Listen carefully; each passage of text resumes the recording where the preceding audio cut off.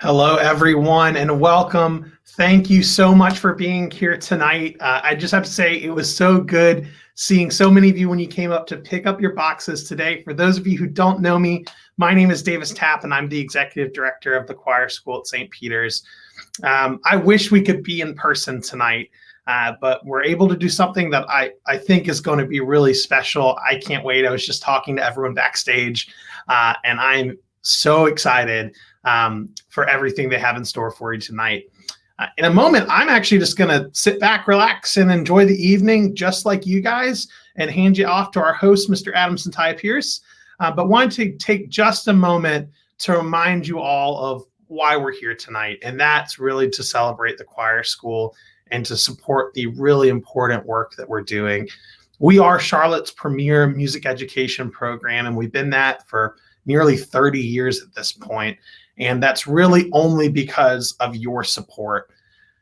We'll talk about all the ways that you can support us a little later, but I want to call out one way in particular, and because we're having a happy hour and we're all thinking about food.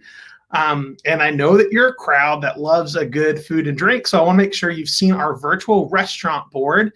I think, Jeff, yep, thank you very much. Just throwing it up on the screen right now. And that has a ton of great local restaurants that have been generous enough to donate gift cards to us. And so 100% of the proceeds of you buying that gift card to one of your favorite restaurants is going to go to the choir school. So go on there, check it out, and snatch up your favorite restaurant before it's gone. It has been very tempting to jump the line a little bit and grab some of mine, especially Beef and Bottle and the Waterman that are on there, my two favorites, but I'm not going to do that. So you all have all the opportunity to do so. I'm going to go ahead and sit back, relax, and enjoy some wine, cheese, and chocolate. And I'm going to bring my friend, Mr. Adam Santalla Pierce, onto the call. It is so good to see you, Adam. Everyone, when we were talking about doing this event, we were trying to figure out, man, who are you going to ask? And I'm like, the only person we can ask is Adam to do this. If you follow him on Instagram, you follow him on social media, you know he is the foodie king of Charlotte. And Adam, thank you so much for being here with us tonight. I really appreciate it. Yeah, well, thanks so much for inviting me, Davis. Absolutely. Take it away, kind sir. It's great to I'm looking forward to enjoying the evening. Yeah, we are too. I'm very excited about these bottles of wine that are sitting here next to me, and this beautiful plate of cheese in front of me. I'm so excited to be here with the choir school. We were talking before this started about when my husband and I first moved to town. Some of our first sort of great arts experiences started with the choir school. And that first fall that we were here was Noah's Flood, and that was my very first experience with the choir school. And we've been regulars at Serenade and the full concert season. And one of the things that was so exciting about this is I used to work for the Blumenthal, and in between my office and the train station every day was Ormann's and Assorted table. And those are like two of the places that like made me fall in love with food in Charlotte when we first moved down here. So it's really an exciting opportunity. Davis, I think you are muted. Oh my goodness, I cannot wait. That's the most 2021 thing ever, yeah, right? It's like the motto of 2020 and 2021. Yeah, well, I'm just my wine and cheese and chocolate is staring me at the face. So I'm going to let you do all the hard work, and I'm going to sit back, relax, and enjoy the evening. So I'll be back in just a little bit, Adam, to talk a little bit more about the choir school. But I think you have some introductions to take care of. Yeah. So we're going to get started with some of the goodies in front of us. I want to take a second and introduce Blair Potts from Pott's Chocolates. Hello, Adam. How are you today? I'm glad to be here. I'm doing great. How are you? Very well. Well, thanks so much for being part of us. I just wanted to give you a chance to introduce yourself and tell us a little bit about the business.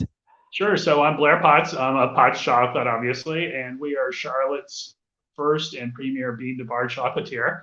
We make all our chocolate from raw cocoa beans, and then we make a wide assortment of truffles and candies, caramels, etc.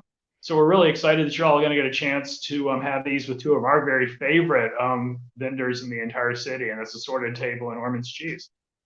Excellent. And then I'm going to throw it over to Rachel Klebaur of Ormann's. Hello, Adam, and everyone in the audience. Welcome. My name is Rachel Klebaur, and I'm the owner of Ormann's Cheese Shop. And here I am sitting in front of my little tiny cheese shop full of American artisan cheeses and cheeses from all over the world, and lots of great goodies to go along with cheese. You know that we cut all of our cheeses to order. We bring in just a small selection, so we're rotating through cheeses weekly, and we're getting shipments very frequently. And so we're always rotating what we have in the case. And if you're ever looking for anything special, we're happy to bring it in for you. Aside from all the cheeses that you see in the case behind me, we make cheese boards, gift boxes. We have a selection of grilled cheese sandwiches, and we make some great salads and soup. Great cheese boards, so you can stop on by the 7th Street Public Market and have an afternoon of cheese and wine. But you'll have to bring your own chocolate from Pott's when you stop by his spot over in, what are you, in the 3rd Ward, Blair? Yes, ma'am, we are. Yep. Excellent. It sounds like a great, like a food hike. We can go from Pott's Chocolate at 3rd Ward up to 7th Street Market. And so next I'm going to introduce Josh Villapando from Assorted Table. Hi, everyone out there in Zoomlandia. My name is Josh Villapando with Assorted Table Wine Shop in the 7th Street Public Market. Happy Lent to all of y'all.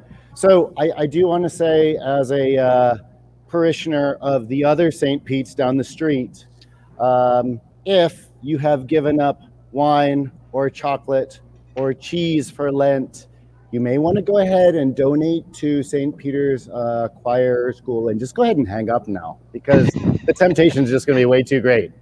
We're in for a really great afternoon. 3 wines, 3 cheeses, and 2 chocolate truffles from Pott's Chocolate. We have, at Assorted Table Wine Shop right behind me, the most comprehensive and esoteric international wine selection in Charlotte, and not just uptown. We also have an incredible craft bitter selection to make your own old fashions or sidecars or Tom Collins or Manhattans. We have Digestive aperitif wine-based Amaros, cherries for your cocktails. We have an incredible sparkling selection, craft beer, and we sell vintage toys from the 1960s all the way to today. So if you're looking for your Lee Majors $6 Million Man from 1972, I'm your guy for that. Well, excellent. Thank you all so much for being a part of this. I said at the beginning of this, I've been a part of a couple of Serenades now. And it is, of course, sad that we didn't get to do our normal big throwdown party like we usually have. But it's really exciting to be with you all like this. And we are really grateful. And Davis was saying earlier before we get started just how awesome the turnout is for this event. So we're really excited to get started. And I think that my patience to open this bottle of sparkling is getting a little thin. I'm going to be honest. Is that my cue? I think so. Okay, so for those of y'all that are not comfortable opening up a bottle of sparkling, what we're about to do, this is the Gruet Blanc de Noir. This is from New Mexico, and it is Method Champenois. This is not champagne. It is done in the Method Champagne formula. So there's a little tab for the foil, and so we're going to go ahead and take the foil off, just like this. And you want to keep a clean workspace, so throw that in your pocket. Now, this cage is called the mousselet. And hold it down with your thumb. Hold down the cage or hold down the mousselet, and you want to search for the key. Now, this key is always 6 turns. Check this out. 1, 2, 3, 4, 5, 6. It's always 6 turns. You want to go ahead and loosen it up. Loosen up that mousselet or the cage. And then, while still holding on your thumb onto the top of the cork, you want to, sorry, I'm left-handed. You want to spin the bottom of the bottle and hold the cork in the cage. I like to keep the mousselet on there for additional traction. But you want to spin the bottle to give you maximum torque. And you want to just go ahead and open that with a whisper. Oh, well done. I heard it. Yeah, it was a perfect whisper. Not my first bottle. So this is done in Method Champenois. So you can't, unless it's from the actual region of Champagne, in Champagne, France, only then can you call it champagne. But in honor of this technique, we're doing a Blanc de Noir, which is really implying that we're working with red wine grapes. In the modern iteration of Champagne, you're able to use Pinot Noir, Meunier, formerly known as Pinot Meunier, and Chardonnay.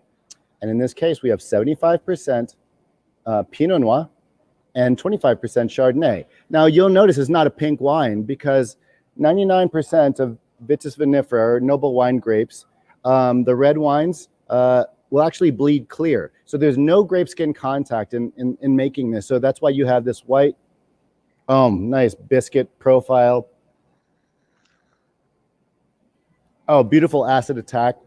And this fresh apple and pear, like just crunching into a golden delicious apple. Nice straw colored texture.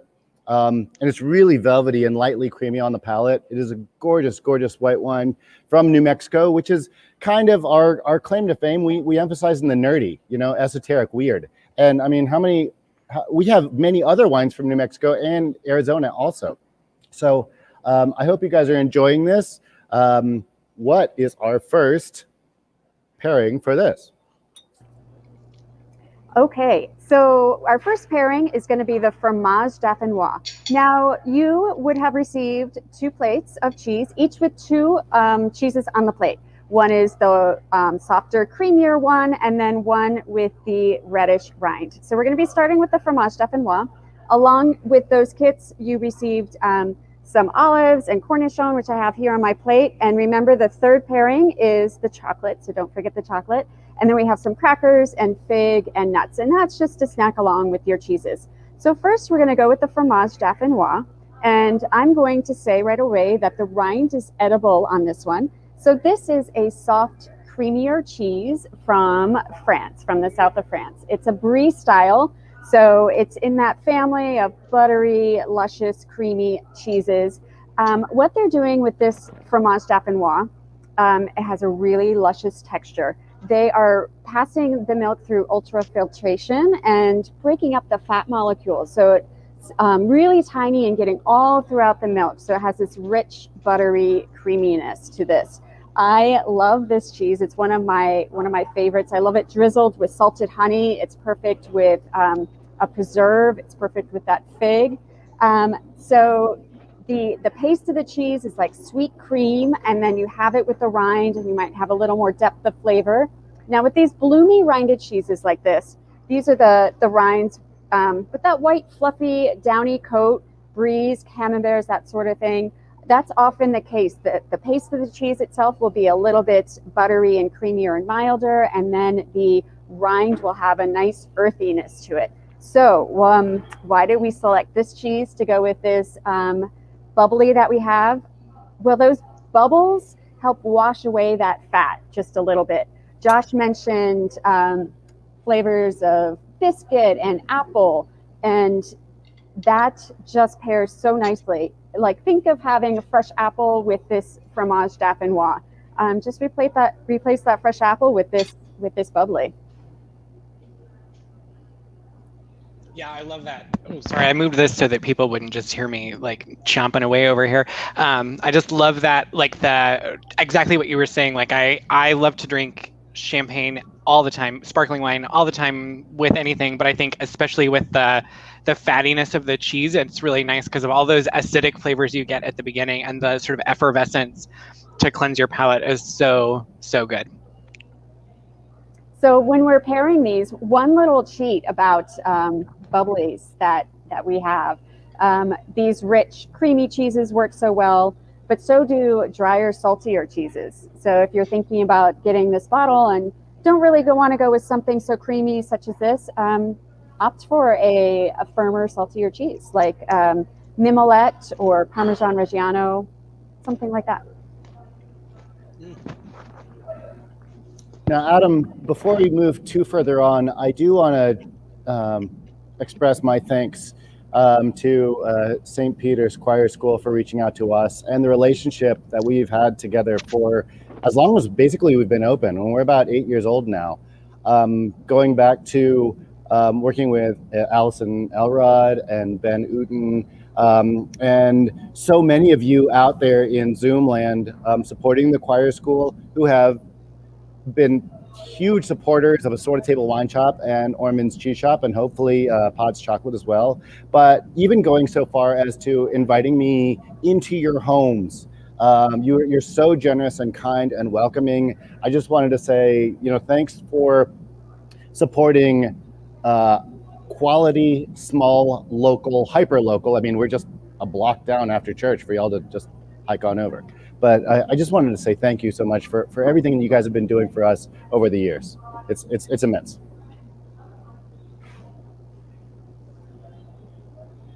And I just want to remind folks, if you want to drop any questions in the chat, like we're happy to ask for you, and I'll try to not be munching on things when I'm asking a question next time or giving somebody a prompt. So I think one of the things that's really cool to me about this wine is I would not have expected there to be a thriving wine industry in New Mexico. Yes, actually, so a dear friend of mine, colleague Jason, he is actually the vineyard manager over at Raffaldini Vineyards. He has worked as a vineyard manager both in New Mexico and Arizona for years, also working with not only Gruet, but for those of you that listen to math rock, they call it, there's a group in the late 90s, early 2000s called Tool, and Maynard Keenan owns a winery called Caduceus Vineyards, and it's not just because of his popularity as a band leader of these of groups like Tool and A Perfect Circle, but he's very well respected and well regarded as a winery owner and winemaker himself. He does the elegant, nuanced Italian styled varietals that are Sangiovese dominant, and then he does these big, broad-shouldered Cabernet Sauvignon dominant, like kind of steak-loving red wines, and then everything in between. Great rosés and whites as well. So believe it or not, these high altitude, the 3,000-foot altitude is not unlike what you'd be seeing in another wine we're going to do at the very end today. So yeah, keep your eyes peeled as climate change theory continues. You're going to see more out of New Mexico and Arizona sooner than later, fortunately or unfortunately. So, Rachel, this question is for you. How is this this cheese that we're eating different from a sort of more classic brie that people might be familiar with? Okay. Really, there's not much difference. So brie comes from a specific region in France, just outside Paris. Ile-de-France is the name of the town. And just like many wines produced in France, we cannot produce champagne here in the US. Technically, it needs to be called something else. So it's in that brie family, very similar. And it is a double cream. So it just might have a little more richness than your brie.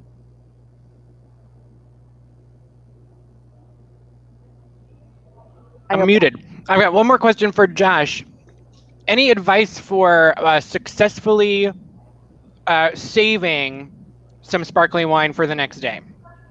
So for years, I've been a huge fan of Cook's Illustrated magazine.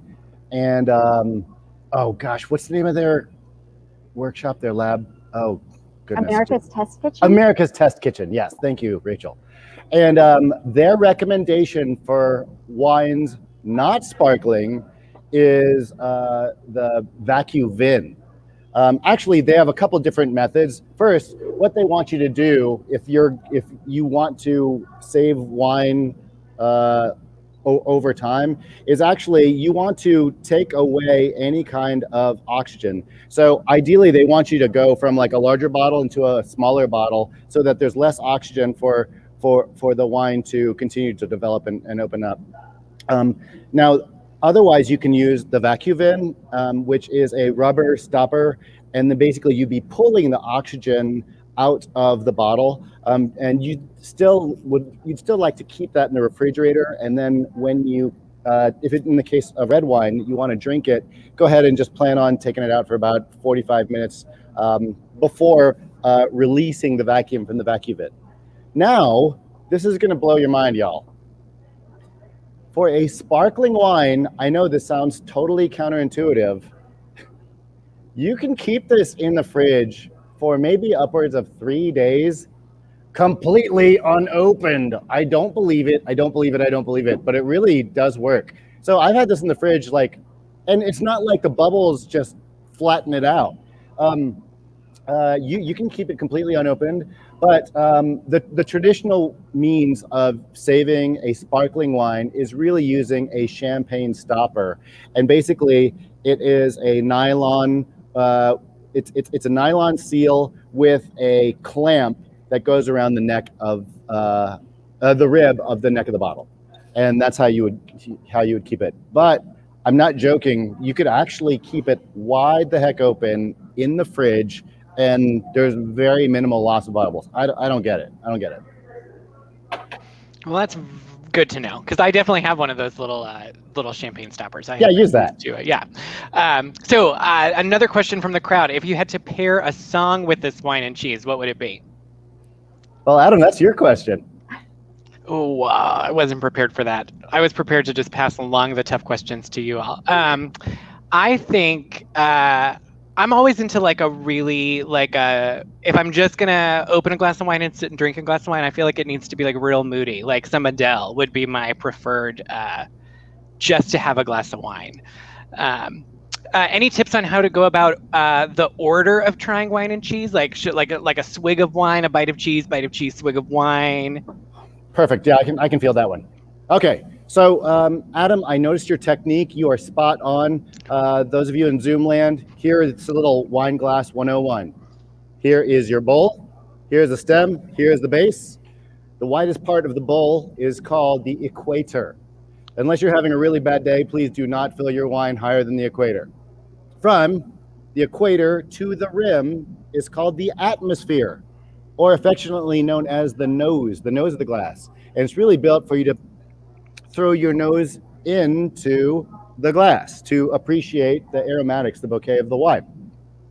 Now, what you want to do is after you've opened it up, go ahead. I don't know if you remember it, I was talking about the biscuit notes, and that comes from liqueur de tirage. Basically, it is a secondary fermentation that goes into the bottle after completely fermented grape juice, wine, is in there in order to achieve its effervescence. Right. As a result of that liqueur de tirage, it gives you that kind of biscuit brioche, that yeasty quality on the nose. So in this case, appreciate the nose of the wine. Take your notes. I think it's really great how a winemaker will craft and sculpt the olfactory notes of a wine before you going further into imbibing. Also, as I had mentioned, there's a little straw-colored pale yellow tone to it. And then go ahead and take a sip and make sure that it really takes advantage of all of the real estate on your palate, not just hitting the center or hitting the sides or something that you're already biased to. Really, and I'm not asking you to gargle it. But I will ask you to kindly, move the wine about for you to get the best impression of that wine, its acidity, its fruit notes, its effervescence in this case, and take notes for that.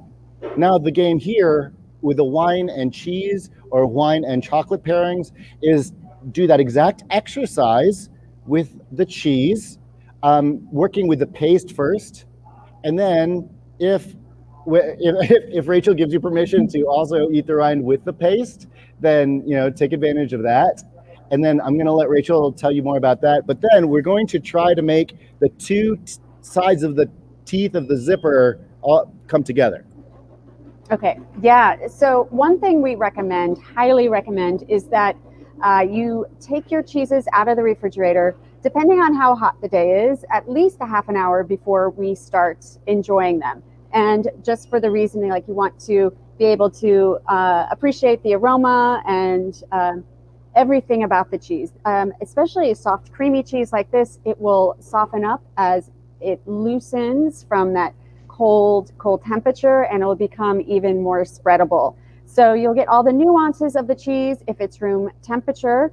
And first of all, I do like to try the paste of the cheese first. So that's the interior, and the outside is called the rind. So we try the paste of the cheese first, just to get an idea of the flavor, the flavor of the paste. And then as you're enjoying the cheese, try the cheese and the rind together.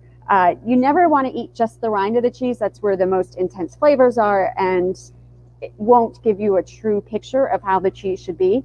So taste the paste of the cheese first, and then the cheese with the rind, especially if you're supposed to be enjoying the rind with the cheese.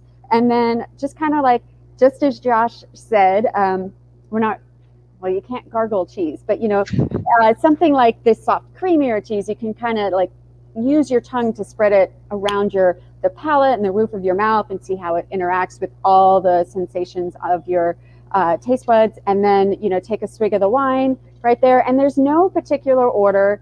In a couple instances over the course of the years that Josh and I have been doing wine and cheese pairings, sometimes it's very important you taste the cheese before the wine to get this amazing flavor. And sometimes it's the wine and then the cheese, but generally it's just taste and sip as you like.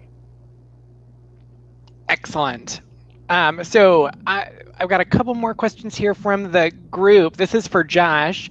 Someone on the call has heard a rumor that champagne and sparkling wine was discovered by accident. Is that true? This is what I know about the accidental discovery of sparkling wine.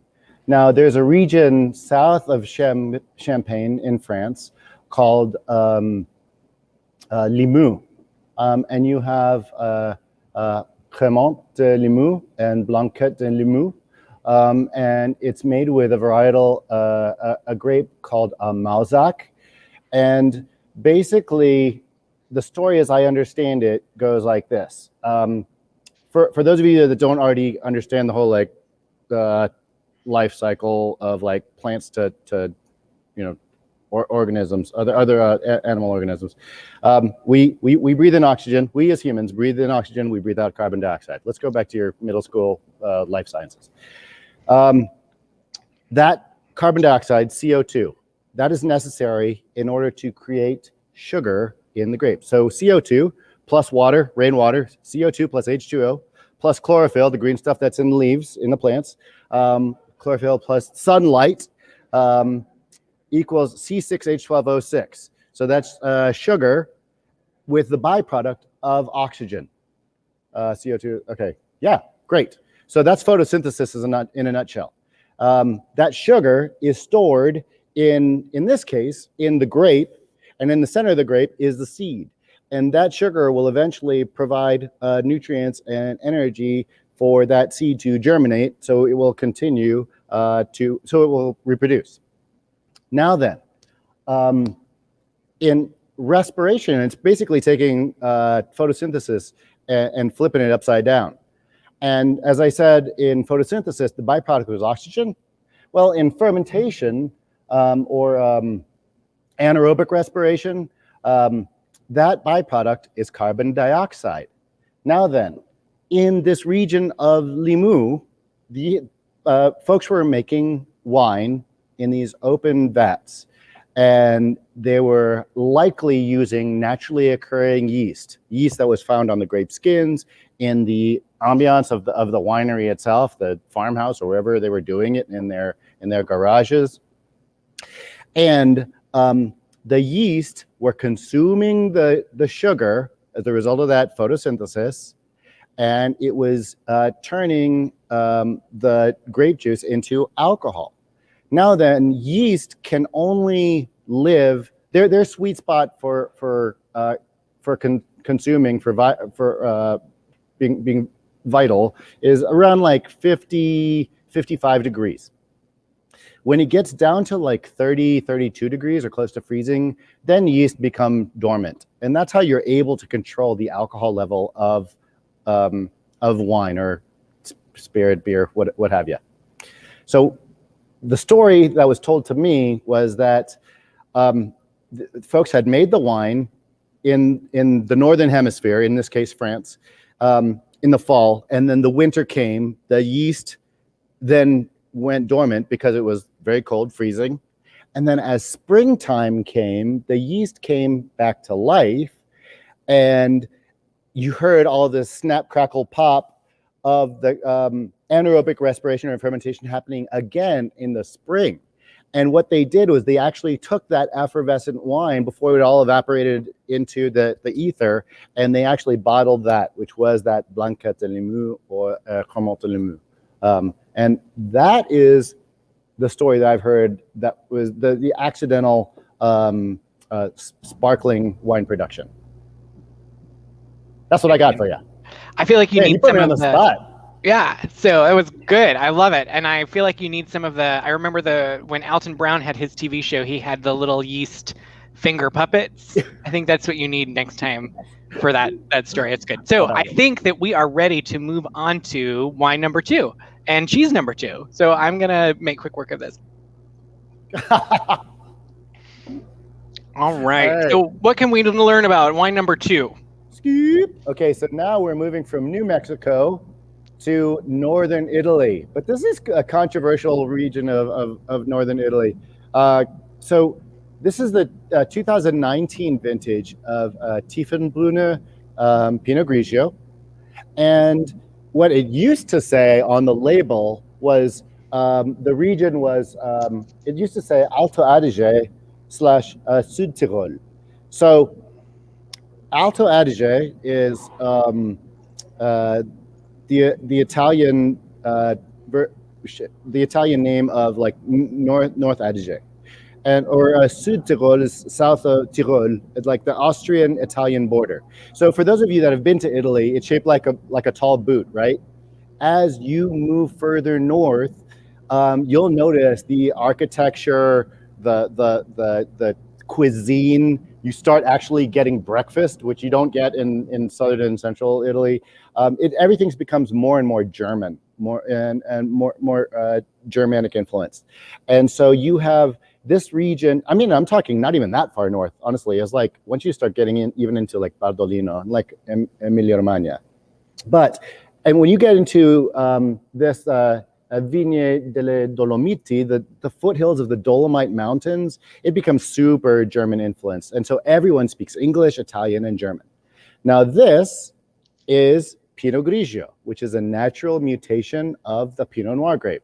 For those of you who I don't know, if we've already met, you know that I'm a big comic book nerd, big X-Men fan. My mutant power as an X-Men is to fold fitted sheets. Yes, I can do that. I'm your guy for that.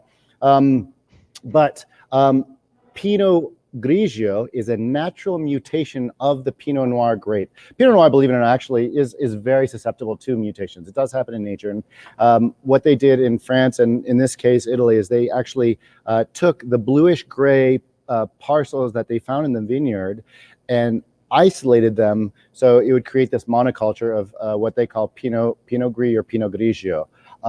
This is not your jug or box Pinot Grigio that you're going to get at your big box store.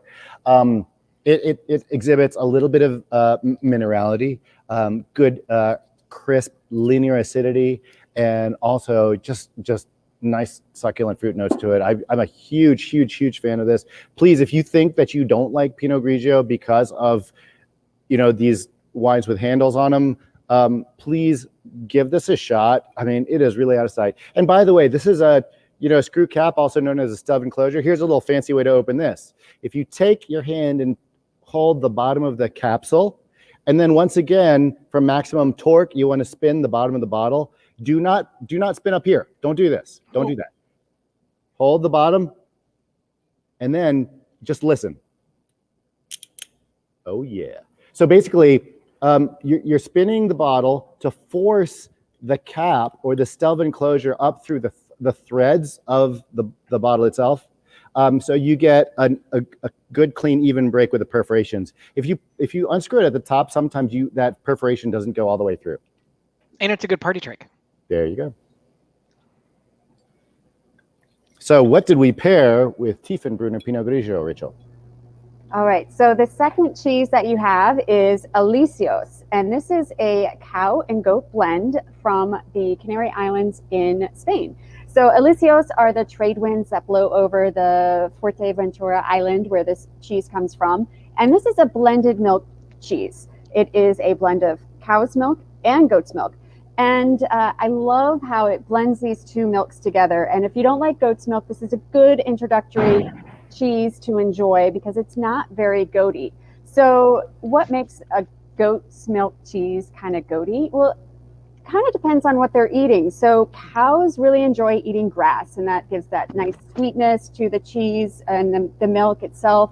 And goats like to eat everything else that the cows don't eat. So they're eating the brambles and the weeds and everything else all around the pasture land. So this is a good blend of that sweet, creamy milk from the cows, and then that sort of savory, could be everything in the kitchen sink sort of diet that the goats are enjoying, making it a little more savory.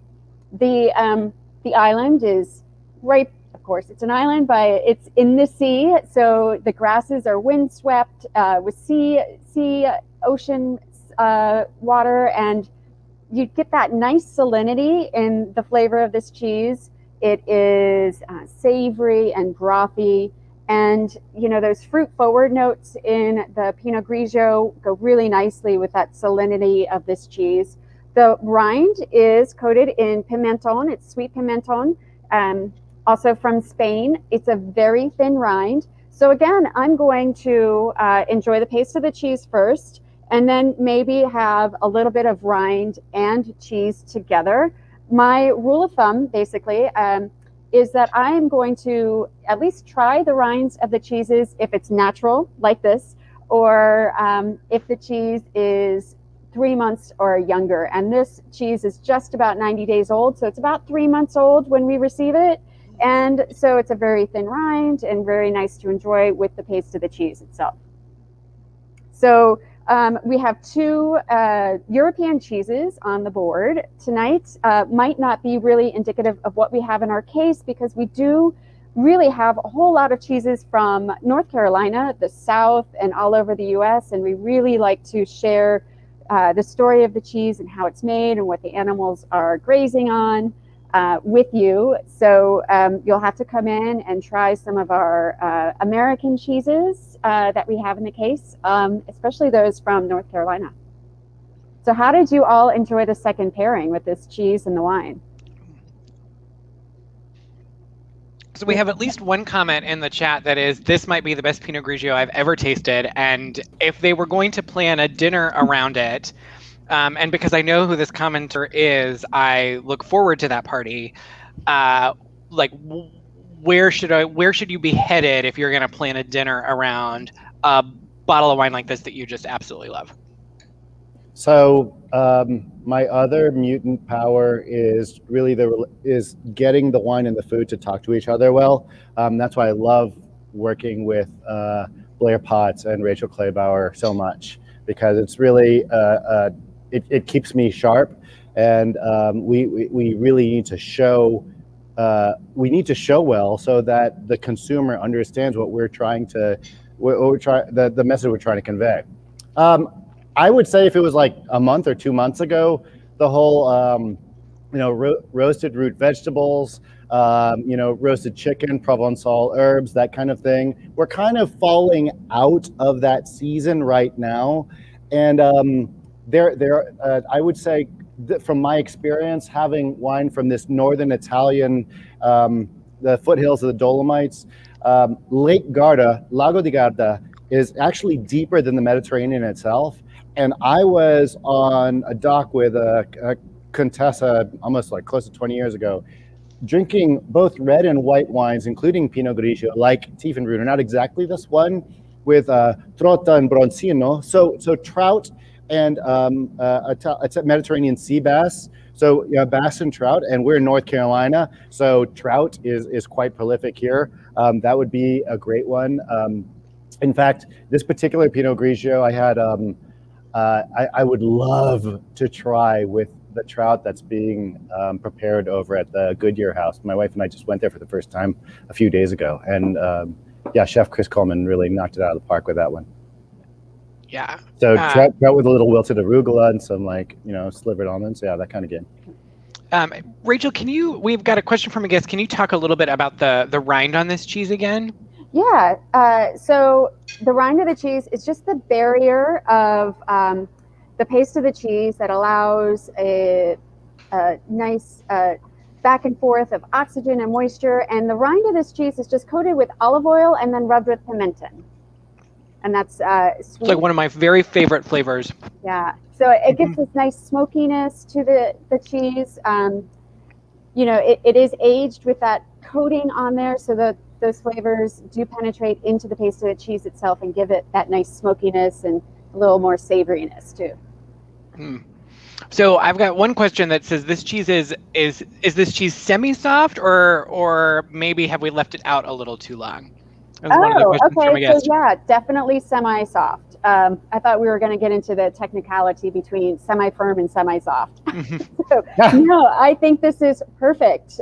This is a perfect temperature to be enjoying this cheese. So it is kind of semi-soft, maybe semi-firm, depending on, but it still should break, and it's not going to be spreadable. But yeah, it is definitely on the younger side. And like I mentioned before, it's only aged about 3 months, so it's not going to be really firm and hard and duro, I guess, is what they'd say in Spain. And so, Josh, so we got half bottles of this. They come in. This is available at the store in a full bottle as well. Absolutely, positively. And in fact, I believe that your online, your downloadable pamphlet. Fingers crossed. I hope it does have pricing on there. If not, contact us at assortedtablewine.com. Yes, all three of these wines are available in the half bottle, but also in 750 milliliter bottles, the regular traditional size bottles as well. And I do think our technical director Jeff dropped the link for that, the pricing in it. As I've got too many screens open, but I do see it in the background that it does have all the pricing and the sizes on it as well. One guest is saying music for this would be anything from Cecilia Bartoli, Italian soprano, to Placido Domingo, Spanish tenor. High praise. Yeah, I'm really into this pairing in particular. I have some Spanish roots, and so I love that sort of olive oil and pimento flavor in the cheese. And I'm super into this wine. I'm just going to sit here and keep drinking this. So, Adam, one thing about this, the Tiefenbrunner Pinot Grigio, I think what your guests are appreciating that you don't normally taste in Pinot Grigio is the newest iteration of Pinot Grigio has this faint trace of residual sugar that to me is kind of insipid. It's just not my bag. To like, why would you have residual sugar in Pinot Grigio? That's, it's meant to be vinified bone dry. And then the second thing is there is a faint trace of viscosity on this Pinot Grigio, which is not from oak, because Pinot Grigio in the Dolomites really is meant to showcase the grape and the terroir, this like craggy, quick draining, granity soil. And that mineral soily quality, they don't want to mask that with oak, but they do want to give a little bit of viscosity, and with that, so it lingers on the palate. So how they do that is a technique called batonnage. And so basically you have the lees, the dead yeast cells, as a result of fermentation. They're still in the, and also some solids that are still on the wine. From gravity, it falls out of suspension, and it's at the bottom of the tank, the steel tank. And the way I can describe it is this really quickly, Adam. Sorry. I grew up in an era in which orange juice came in a little cylinder in the frozen foods aisle. You actually run it under the sink, and then you plop it out into this big pitcher. It goes into this pitcher, and then you add it's orange juice concentrate, and you add water, and then you take a wooden spoon and you stir it around so you mix the orange juice. Then you go outside and play, and then when you come back inside from playing, before you drink the orange juice, or you can drink the orange juice right away if you want, but you'll notice it doesn't really taste like orange juice. It kind of like tastes like orange water. So you have to mix it up, and basically that wooden spoon is the batonnage, is what they're doing with this Tiefenbrunner Pinot Grigio. They're adding viscosity to the wine by stirring the lees, giving it some weight. And that, just like, again, if you grew up making your own orange juice from the frozen foods aisle, that is the technique to give it some presence on your palate. Now, a winemaker can choose to do that or not to do that, because sometimes they want it really lean and like ultra crisp. But in this case, there's a little bit of weight to it and some like, I wouldn't say waxiness, but there's a richness to it that's not from, it's not buttery or like creamy. It's like more viscous. Yeah. Yeah, it's really very delicious. And Rachel, just so can you give us a little more? We've got a question in the chat about sort of that distinction between like a semi-firm and a semi-soft cheese. Oh, okay. All right. So we have different styles of cheese, like the Brie and Camembert. Those would definitely be soft and creamy. And then we're getting more into a kind of vague section of cheese. These are like the firm cheeses, and just about every other cheese, if it's not blue or fresh, falls into this firm category. And, you know, we definitely know what the hard cheeses are, like Parmesan Reggiano and a super aged Gouda. But then there are a whole lot of other cheeses that might fall in between 2 months or up to 9 months or so. And is it semi-soft? Is it semi-firm? And where do we make that distinction? And my cheesemonger friends and I always have like differing opinions. Is that tome a semi-firm, or do we call it semi-soft? But gosh, I think not to get too much into it, that whole category is like cooked pressed cheeses or cooked unpressed cheeses, and maybe semi-soft cheeses would be cooked and unpressed, meaning that the whey drains out naturally, so it's a little bit lighter and creamier on the palate. And the firmer, semi-firm cheeses might have a little pressing on them, so the whey is drained out and the texture might be a little tighter. I think that might be how we go about distinguishing between semi-firm and semi-soft.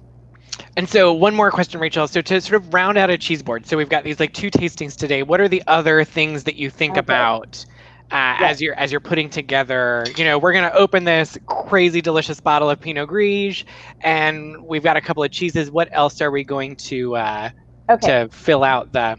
Okay, so definitely when creating a cheese board, you like something soft and creamy, something firmer, maybe something blue. So we're looking for different styles, different milk types. So maybe this board would be missing a sheep's milk cheese, or maybe this is missing a blue cheese, or something really strong and with a really big finish, or maybe something a little stinky.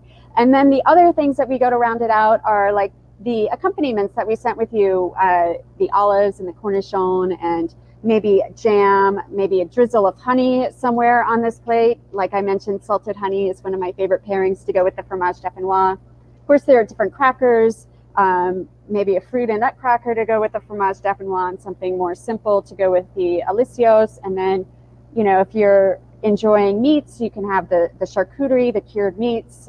Serrano ham would be excellent with this selection. So really the combinations and ideas are limitless, and you don't have to limit yourself to anything, really. So, but there's a few things. Great. Well, that's super helpful to know. And just so everybody knows, we're getting lots of questions in the chat. So we're getting as many as we can and sort of sticking to the program. And we're also going to keep track of the questions and send out additional notes from the team who is putting this together. So I've got just one more quick question and for Josh, and then I think we're going to move on to the second pairing or the third pairing, which is like, how does this, so this is an Italian Pinot Grigio. How does this compare to like some of the ones that are made in the United States, like in Oregon, for example? Well, those are my 2 areas of expertise: Italian wines and Oregon wines. And yeah, thanks for asking me about that. So you will see a lot of okay. So there are 3 major regions in Oregon. There's from the south up, you have Rogue Valley, then Umpqua Valley, and then Willamette. Willamette, damn it! And I've tasted actually from Rogue and from Willamette Pinot Grigio. Pinot, they'd either say Pinot Gris or Pinot Grigio, depending on maybe the background of the winery or the winery owners. or the winemaker. I would say in broad strokes, Italian Pinot Grigio tends to be more linear. Like it's more like thinner, typically like less batonnage, less viscosity than what we're drinking right now, Tiefenbrunner. I wouldn't say that this is typical because this has a little bit more weight than normal Italian Pinot Grigios. And so they're more linear in acidity, slightly more minerality, and maybe quieter on the fruit. Whereas the Willamette Valley, Oregon Pinot Gris or Pinot Grigios are big fruit. Now, please do not mistake fruit for residual sugar. They're still vinified bone dry. However, they're just like, sometimes it's very ripe. Oftentimes, yeah, the Pinot Grigio, and again, in broad strokes, they're Chardonnays, and even they're early in like the 90s and early 2000s, they were playing with Gewürztraminer. They were big fruit, apples, pears, apricots, that kind of game, peach. And so that's what I'd say. The Pacific Northwest whites tend to be bigger in fruit, not necessarily residual sugar.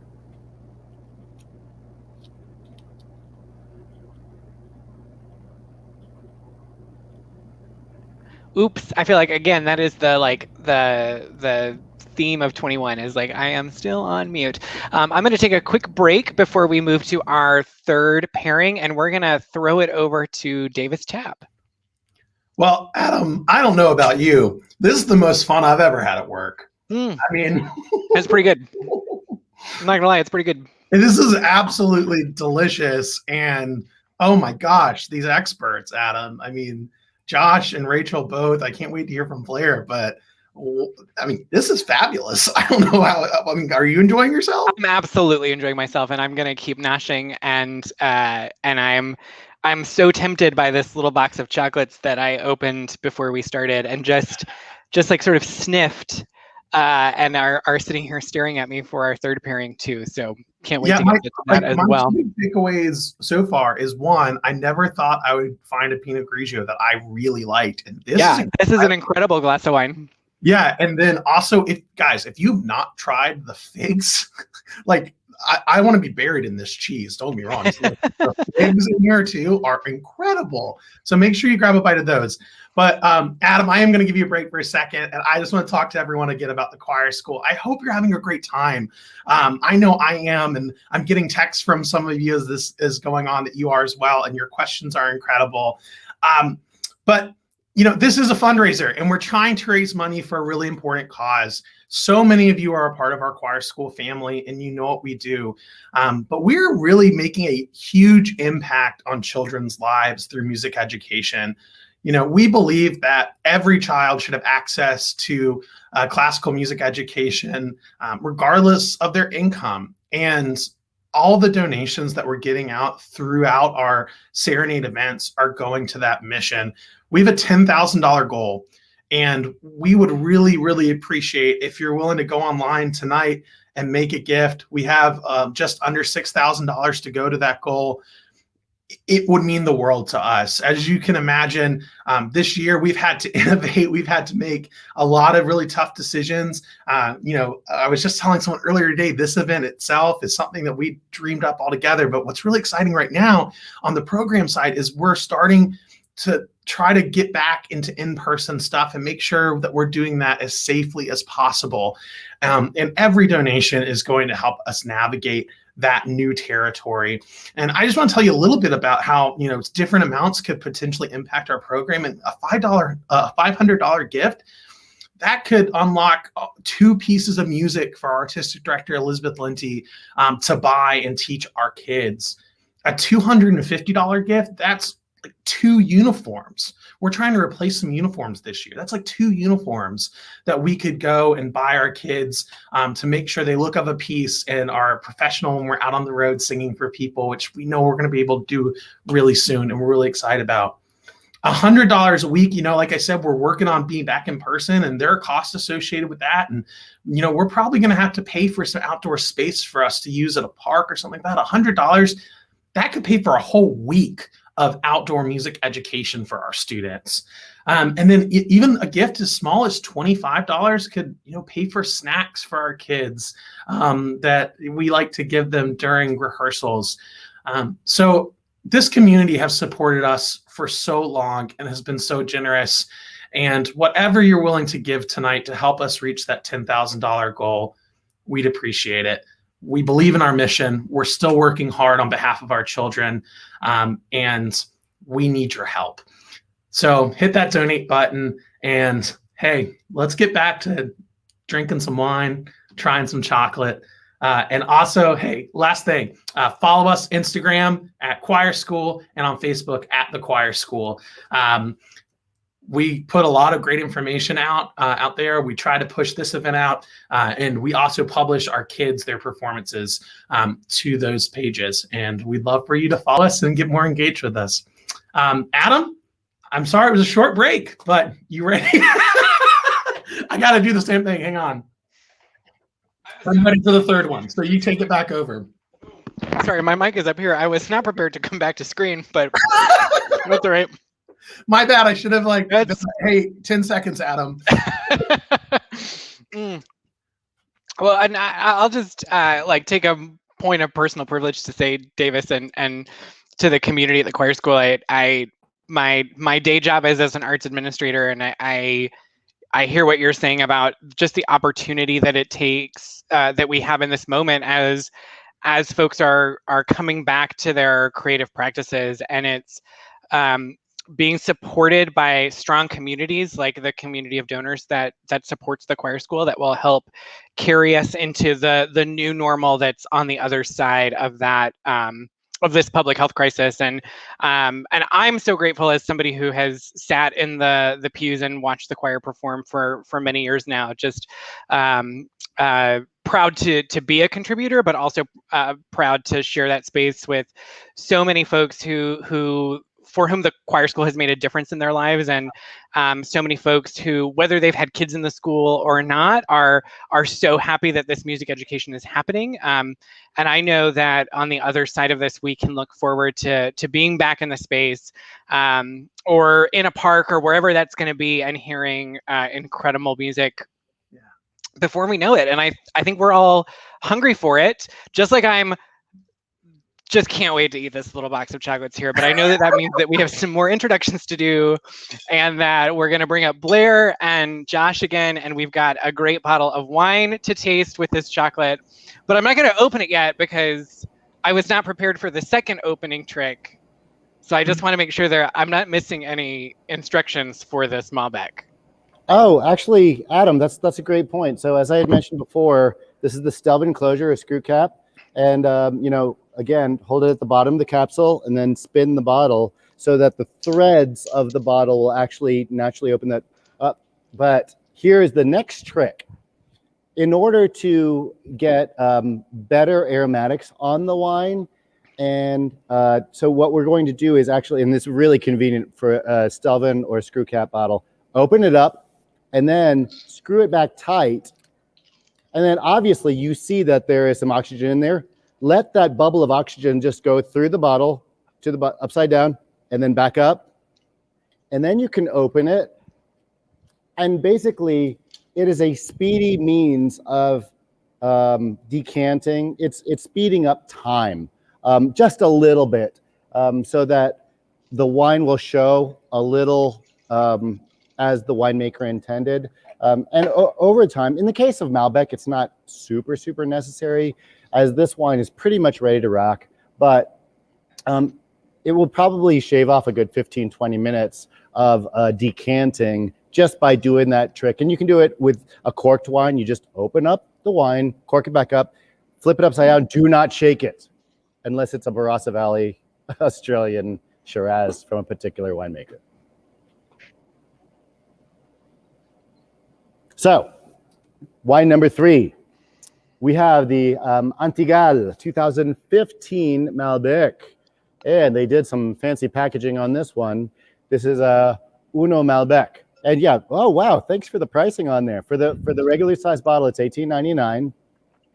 And we just discovered this earlier this year as Malbec has, when it pretty much supplanted Australian Shiraz in the early 2000s as America's darling red wine for just crushing after work, maybe during work. Malbec is one of the 5 major grape varietals used in the making of Bordeaux in Bordeaux, France, in southwestern France, closer to the Atlantic Ocean. Cabernet Sauvignon, Cabernet Franc, Merlot, Petit Verdot, and Malbec. It is extremely prolific, along with those other Bordeaux varietals in Argentina, anywhere from like 800 to 2,000, 3,000 foot altitude. Oftentimes organic, natural winemaking from these wineries. Malbec is chocolatey. Malbec has cherry notes to it. Malbec is not necessarily high in acid or tannins, and it's very quaffable. It's a medium to full-bodied red wine, and if you're not already familiar with Argentine cuisine, it's a lot of red meat. It's a lot of cattle, a lot of beef, and not a vegetable in sight. And so, yes, this is a fun like burger beef steak pairing, but it is very much self-contained in the glass. Blair was so generous in letting me taste through, I'd say 6 different truffles that he's started from the berry to the final product. And he'll tell you the technique, which is different from the technique of consuming cheese in pairing with wine. But the 2 truffles, I think, fit like hand in glove with this Malbec. Now, it is said that Cabernet Sauvignon and chocolate, oh my gosh, that's such a thing. I have rarely ever seen a Cabernet Sauvignon pair successfully with chocolate, with even savory truffles. And there actually my was Zinfandel, because it's typically a home run pairing. However, in my work over the years with Blair, I know that he leans more towards the savory than the sweet when sculpting his chocolates. And I really felt felt confident in recommending the espresso and this particular Ugandan truffle with this Uno Malbec. Blair, well, I'll tell you more after Blair talks about these 2 chocolates, but there's something that Jenny and I discovered about this wine in your chocolates later. So is there we should not be eating the chocolate yet. We should be waiting, or we should go. You know, I'll handle that. The question came up about whether you eat the cheese first or the wine first. And when I put together tastings, pairings with chocolate or wine or cheese or coffee or whiskey, bourbon, scotch, what have you, even coffee, one thing we've discovered is that you get 3 different effects when you're pairing. If you have your chocolate first, and the way you eat chocolate is very similar to how you consume red wine. You take a little bite, you let it warm on your palate for a few seconds, breathe in through your mouth for a second, let it out through your nose, and you'll be amazed at how much flavor you got. You do have a lot of volatile compounds in chocolate. And so by doing that, you're warming those up and you're making them release from the chocolate. And also, frankly, the moisture in your mouth has an effect with the chocolate where it's going to start releasing a lot of those flavor compounds. So if you do the chocolate first and then get that off your palate, take a sip of the wine, you're going to get one effect. If you go with the wine first, and then you have a bite of the chocolate, you're going to get a second effect. And finally, if you put both in your mouth at the same time, you get a third effect. And very often when we do these pairings, we'll tell people, try all 3. We don't have a recommendation. Occasionally, we'll say you really want to do it this way first. You're going to get an amazing combination that way. Because you've got different acidities at play, you've got different amounts of sugars, you've got all kinds of flavors. And so the thing to remember about your palate is that your taste buds are going to fire in a certain order, and they stay activated for a certain amount of time, and then they'll kind of basically take a nap. And so the wine may activate some taste buds, and then those are so overwhelmed that they'll shut off for a few seconds. And so the chocolate is going to taste different than if you did that first. With these particular chocolates that we've done, We've got this Ugandan, which is hexagonal. It's a cream-based. They're actually both cream ganache fillings. Just to be very quick, when you're making ganache, which is chocolate and fat, the most common in the United States is cream. And so you heat cream up to boiling and you pour it over the chocolate. And then you have to very carefully emulsify that, which is the same as if you're making your own mayonnaise or you're making hollandaise sauce or an aioli or something like that. So you're basically trying to make this really nice, smooth filling that doesn't break apart. If you've ever had a hollandaise sauce fail on you, you'll know what I mean. A lot of other countries do better ganaches where you'll take softened butter and you will mix the chocolate in. And so we don't have either of those today, but to give you a really quick overview, the more fat that you have in a ganache, it will mute some of the high ends of the flavors in the chocolate, but it also holds flavors against the palate longer. So the more fat you have, the longer the flavor is going to linger. And that's one of the decisions that we have to make is how do we want to balance that? And in this instance, we actually had butter ganache and cream ganache available, and Josh made the call on which ones he thought were a better match. So which one is this? Is this a butter or cream ganache? These are both cream ganaches. Okay, right. Yeah, they're both cream. And we had actually done two different types. We did a tasting last week where we took people through the production of the Ugandan chocolate from the raw beans all the way out to finished products. And so what we did is we had a variety of products for people to try that were all done with the Ugandan so they could see how solid chocolate versus cream ganache versus butter ganache would work.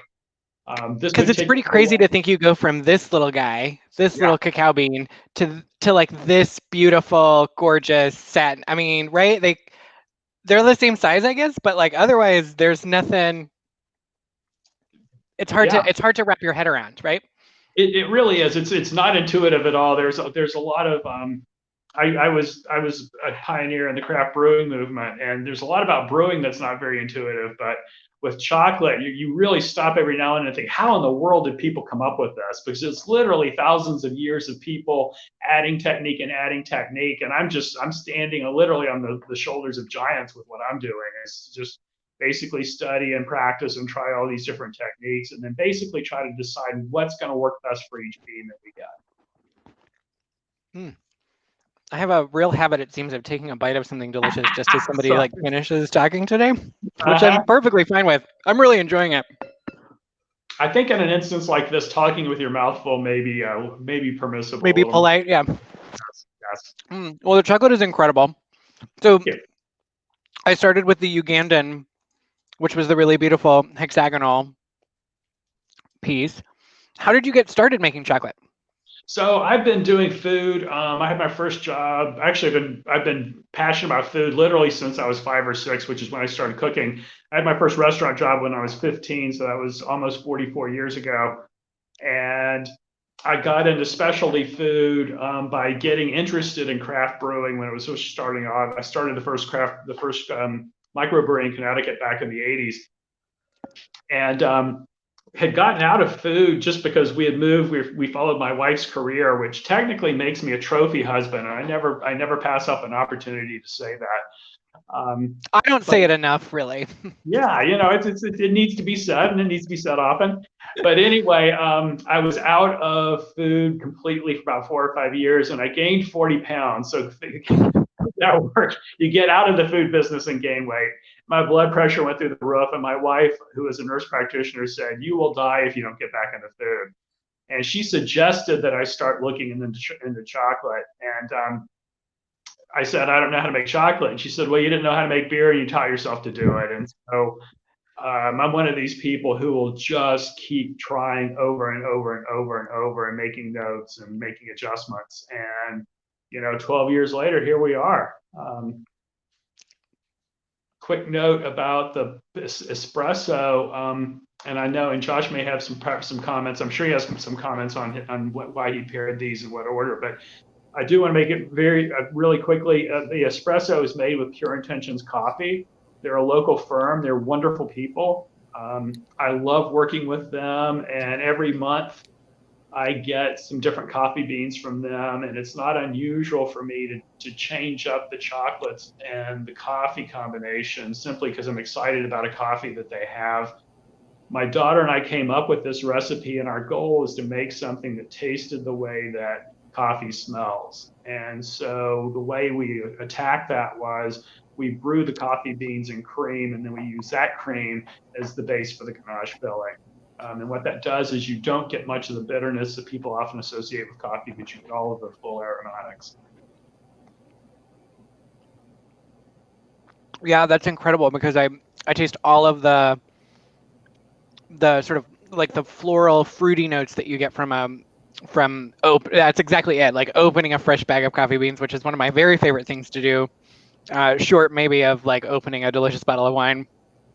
And that with the chocolate and the wine is awesome. Just so good. I'm really enjoying myself.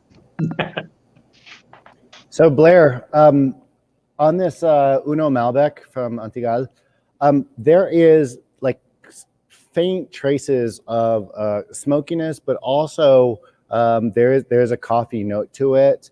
And I really, as I said before, I love how I know that you have a personal bias towards like more savory types of chocolates and truffles, as I do as well. And I found that this was a home run against all. I mean, like, honestly, my wife Jenny and I, we tasted all of the other contenders, which worked very well and changed the wine and changed the chocolate in different ways. But what I wanted to do is really, especially in a 101 scenario with folks in Zoomland whom I don't know, I wanted to say, like, hey, here's that olfactory note of the coffee that happens to be on the Malbec. And let's go ahead and like dovetail that coffee personality to like slightly amplify it with that espresso truffle, and then round out any kind of like pointed acid notes from the Malbec, which there aren't a lot, but it's just really like smoothing out it's like this like 200 grit sandpaper that's like smoothing out the wine. So it's really a silky combo. That's what I was attempting to achieve with that espresso and the Malbec pairing. Yeah, and it's interesting, Josh, because I've done pairings in the past where other Malbecs have worked very well with the espresso, and people are always, I think, a little taken aback at the idea of something coffee flavored going with wine. We've over the years, I think the biggest resistance we've had over the years is people instinctively think that they need to have a sweet wine with chocolate. And to be honest with you, I have yet to find a sweet wine that works as well with chocolate as any of the really fine reds and some of the whites. And Josh and I have worked together extensively to research wine and chocolate at great personal sacrifice and great personal enjoyment. But there's always the excitement of one predicting a match, and then when you find a match where either they amplify each other or they amplify a particular quality of each other, which is so exciting. And that's actually one thing we'll do. Whenever we work with people with pairings, our goal is to make our partner look fantastic. And so we'll look for something, okay, maybe this isn't the truffle we wanted to put in front of people, but this is the truffle that's going to work so well, and it's going to be fantastic, and it's going to make the wine fantastic at the same time. And then you get some contrasting issues. I think one of the things that I really picked up on, Josh, that you said is the acidity is there, and it's there with both the chocolates and both of these truffles. There's an acidity, but it's a much softer acidity than a lot of other chocolates we work with. Mm-hmm. And it's not the tannic bitterness you really associate with some of the chocolates we work with. It's a much softer dryness. It's not even, it's maybe astringent, which was kind of close to a 200 grit sandpaper when you think about it. 200 grit sandpaper. Now with a Ugandan, now you gave me 2 Ugandan offerings, and remind me which one exactly. This is the with the cream ganache, right? Yeah, this is the cream instead of the butter. That's right. Right. Now, this one expressed a little like umami personality to it when put together. Now, for those of you that aren't familiar with umami, it's basically a savory, like meaty, like examples of umami would be like meat or like beans, or like mushrooms, or soy. And I'm not saying that mushrooms, meat, beans, soy, those are just examples of that category of flavor profile. I'm not saying that that's in the Ugandan, but there are some umami tones to that chocolate. And basically, as I was talking about Malbec before, how it is more of a red meat because it comes from like a cattle eating, culture. This for me tended to like really melt together as like an umami, non-traditional, like again, like your sweet, chocolate and wine pairing. And I liked it because it was not normal. This was like an opportunity to get like an aha moment from the crowd. I hope you guys enjoyed that one. And that's a really great point, Josh, because we did, like I said, we had this tasting last week, and people said, "Wow, it's almost kind of savory." Mm-hmm. And umami is still kind of a new term. I'm careful. We'd use the terms. We don't put the term savory so much on the printed material because people might say, "Well, I'm not sure I want that in my chocolate." But once they've had a bite, you can start using these terms because they say, "Aha, that's what's going on. That's what I did." And you're right, with the wine and with the chocolate, you can get that experience. And it's you have to say savory a lot of the time. When you're with diehard foodies, you can say umami, or then you can say umami and then explain it. You're right. That's so funny because in my world, instead of using the term vegetal, because it maybe has a negative connotation, we will use the term herbaceous instead of vegetal. Not that it applies to this scenario at all, but just maybe substituting some words so you're not throwing the taster or the guest on the wrong track. Forgive me for using umami. I was just like, that was kind of like you and me talking. But I understand the power of the influence of using particular words in trying to guide someone into a particular type of pairing. So I just want to throw some, like, not so much questions, but I think some like validation to Blair about like what your goal was with the espresso chocolate. We've got some comments here. The espresso chocolate mouthfeel is delightful. Have never had chocolate this good. This is life-changing. I tasted one bite of the espresso chocolate and said, I feel like I just walked into a coffee shop. And I agree with all of those things. I mean, just totally, totally delicious. And I think that it's interesting how you pair sort of the effect you were looking for with the technique you used to get there. Yeah. And this is, the story I told you is really kind of, it's indicative of what I do, what my philosophy is. And I've always taught, either with brewing or with chocolate, I always teach my apprentices, you visualize what it is you're trying to do, because every recipe is in fact a composition, and every composition has to have a theme, and every theme has to be developed. And so you have to have a vision, a goal of what it is you're trying to pursue. And then after that, all the decisions you make, what kind of bean are we going to use? How are we going to roast it? What's the cacao content going to be? All of those are very easy once you finally have a final vision. And it very much, my mother was an English teacher, so it's kind of like I said, composition and theme. But we're talking with people who are music fans tonight, and it's very much the same thing. And I would also say, Josh and I were kind of throwing some shorthand terms around, and you'll find, we'll talk vegetal, or we'll say, mommy, red fruit, dark fruit, that kind of thing. It's hard for someone who's not musical like I am to articulate what it is I'm hearing. Just like for a lot of people who haven't had, but having had a history of an appreciation of music class in high school, I'm at least able to express myself somewhat intelligently. And it's the same thing with food. People are not normally normally finding it easy to articulate what's going on in their mouth. So when Josh and I talk to each other, it's very different from the terms that we're going to use in a tasting, because what we're trying to do is encourage people to articulate what it is they're experiencing. Because when you can articulate it, you're going to appreciate it more. You're going to be able to develop your ability to discern things that much more. I think that's so helpful, right? So the answer is we should go to more wine tastings and more cheese tastings and more chocolate tastings. And with music, at least once a week. Excellent. I love it. So I've got a couple of like technical questions for Josh. Josh. Yes. Stemless wineware. Sure. Okay.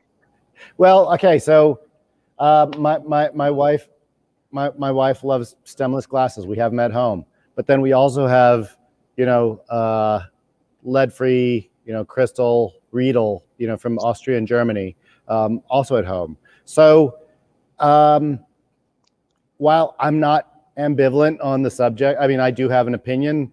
I'd say drink what you want. If it's a Fred Flintstone glass from Burger King, drink out of it. In fact, when we were in Italy, in Tuscany, there's community glasses.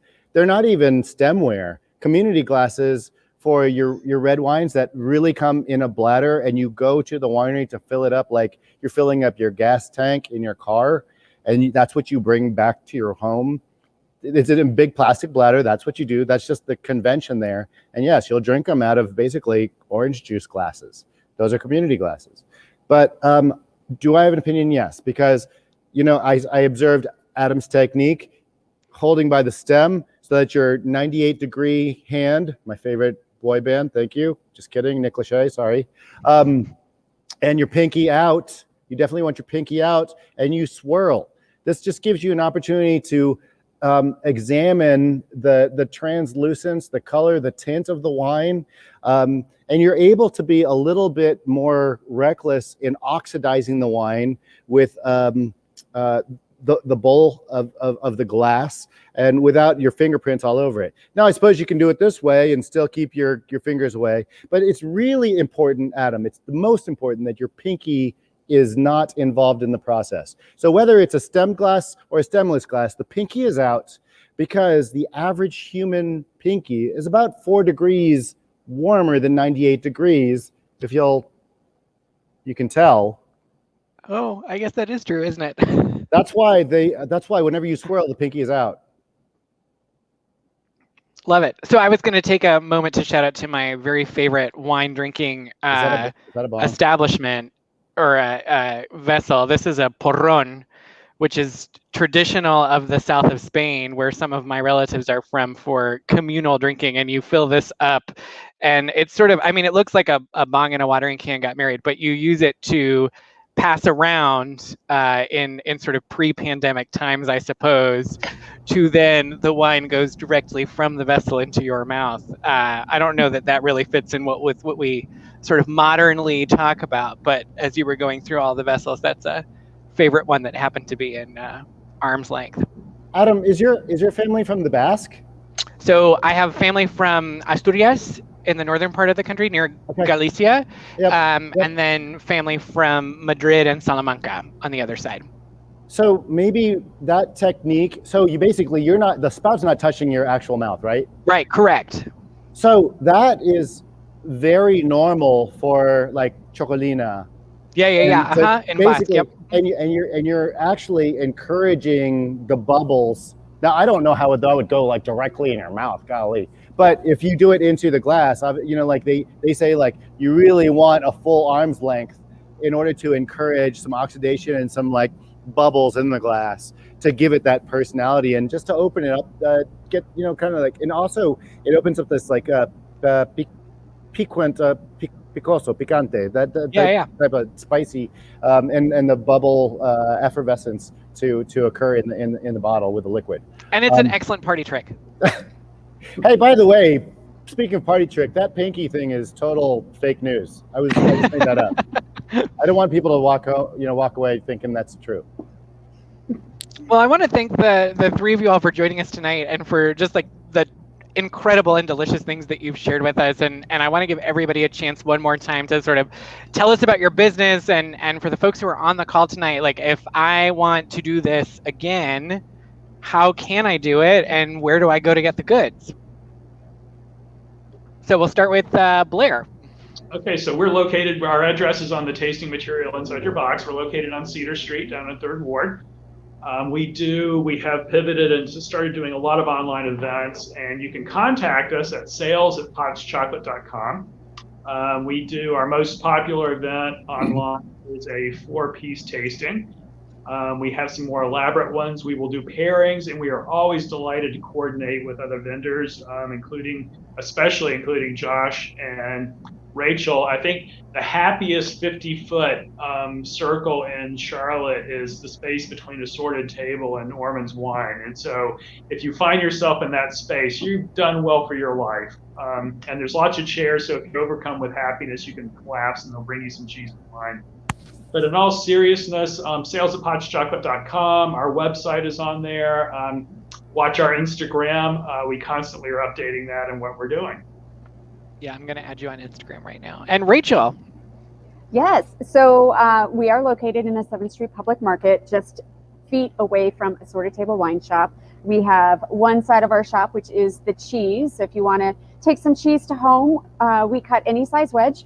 On the other side of our shop is our menu of grilled cheese sandwiches and cheese boards, which you can enjoy here in the market with some wine from Assorted Table, again, of course. And we're here for in-store shopping Thursday through Sunday. We're here for curbside service those days, but also Tuesday and Wednesday. And if the doors are locked on Tuesday and Wednesday, if you happen to stop by the market and want to come in and shop, call me or Josh and we'll gladly let you in so you could see everything in person. If you're not comfortable going out and shopping, we also have virtual tours of the store, so we can do a little Zoom chat and you can see the cheese case behind me. And we do those Monday through Friday. Oh gosh, what else do we have? We have raclette night every Thursday night. The market is available to us to spread out, and each party can have their own table and plenty of space, and we have 3 seatings each night. And you would purchase your tickets online at ormannscheeseshop.com. And then if you'd like some more tasting experiences just like this, we do pair up on the regular with Assorted Table Wine Shop, usually the 2nd and 4th Wednesday of the month. And we'll do either 2 cheeses and 2 wines, or you can buy a full package of 4 cheeses and 4 wines. And we get more in depth and we talk even more about all this. Really, if it has to do with cheese, we got it covered. We have Cheese Club, cheese board, gift boxes, all these cheeses, cheese-centric menu. We like cheese. We love talking about cheese. Don't hesitate to ask us any sorts of questions and come in and see us. And Josh. Hey, I just wanted to say thanks to Davis Tapp and you, Adam, and Jeff behind the scenes, and everyone at St. Peter's Choir School has been supporting us since the very first day we opened, since 2012. Assorted Table Wine Shop, assortedtablewine.com. We have a monthly wine club, $49, $79, $129 monthly. You can choose reds or whites or dealer's choice. You can pick it up, and we also deliver. We have delivery options. On March 31st is an extra special wine and cheese Zoom seminar. Everyone within the sound of my voice in Zoom land over at St. Pete's, please join us for this March 31st wine and cheese seminar. A dear friend and colleague, Lawrence, he's going to be he's going to be a guest speaker. It's really going to be loads and loads and loads of fun. And you can buy tickets at assortedtablewine.com. Thank you, everyone, for letting me jibber jabber in front of y'all. And next time I will have my yeast puppets. Yeast puppets? Is that what you want me to have, Adam? Like it's what Alton Brown had on his show. He had like little finger puppets that would like pop out when he did. Anyway, that's a super nerdy. That's okay. I've had like 3 glasses of wine at least at this point, so I'm gonna be nerdy about my yeast finger puppets. That's all right. And so I just want to thank the 3 of you again, and everything we've had was so delicious. And I'm gonna bring Davis back in to sort of wrap us up for tonight while I finish my glass of wine. I mean, guys, this was amazing. Like, I know I'm biased, but I've never had chocolate like that. Yeah, incredible. Ever. I mean, it blew my mind. Blair, you're back on, so I can say it to your face. It was so good. Like, I think I was the person that said that was life-changing. So I may be haunting your door pretty soon to get more chocolate. But from everyone at the choir school, the fact that you guys took time out of your Sunday to come here and support us and help us try to deliver on our mission, I hope that these are partnerships that we're building on for the future. And maybe, who knows, someday when it's safe for all us to be together again, we can go up on the roof at St. Peter's and do this all in person. But on behalf of the entire choir school community, thank you, thank you, thank you, thank you. This has been an absolute joy. I have just a couple of other updates to give. I told you earlier, we're trying to raise $10,000 and we had a way to go. I am pleased to tell you that we are only $2,398 away from our goal, which is absolutely incredible, everyone. Thank you for stepping up. We're going to have to raise our goal before our Thursday night concert with the Beckler Ensemble. That's the other thing I wanted to mention to everyone. Maybe you only bought a ticket to this event and you had a great time. Thursday night, the choir school is going to be having the Beckler Ensemble along with our master singers doing some virtual choir projects. If that's something you would like to see, view-only tickets are $25 online. It's totally worth it. But I don't know if you can bring Adam back on the screen. I also want to take a moment to thank Adam. This has been incredible. I've loved watching kind of this through your eyes and am just so humbled that you agreed to do this for us. Adam and I have become buddies, and I marvel at his eye for food and wine and at his ability to articulate why it's important. Yeah, man, I just thank you so much. Well, thank you so much for having me, Davis, and I'm so grateful to be here and to drink a glass of wine and support the choir school. Those are my two favorite things, are food and art. So I'm really happy to be there, and I hope the Gruet opened your mind about how delicious a sparkling wine can be. Yes, I am converted. For those of you who are just tuning in, this is a long-term dispute between Davis and I as just how delicious a glass of sparkling wine can be. I might have said on occasion that bubbles are overrated. I'm just saying. They're not. I think Josh proved you pretty well wrong tonight. Absolutely. Well, everyone, just to close out the evening, thank you to everyone who donated. It's still not too late. If you're willing to help us get to that $10,000 goal, head on over to our website and make a gift right now. Every little bit helps. We would love to have Thursday night be a victory lap, and where we're just raising more and more money to exceed our goal. You all have been fabulous with your engagement and your questions. Like Adam said earlier, we've got a record of all your questions. We're going to reach out and try to get as many of them as answered as possible and do some follow-up work for you there if your question didn't get answered. So don't worry. If this is the first time that you've engaged with the choir school, welcome. It's an incredible community. I've been here for 8 months, and we hope that you'll join us again and again and again. So on behalf of all of us here, have a great night, and let's raise some voices, guys.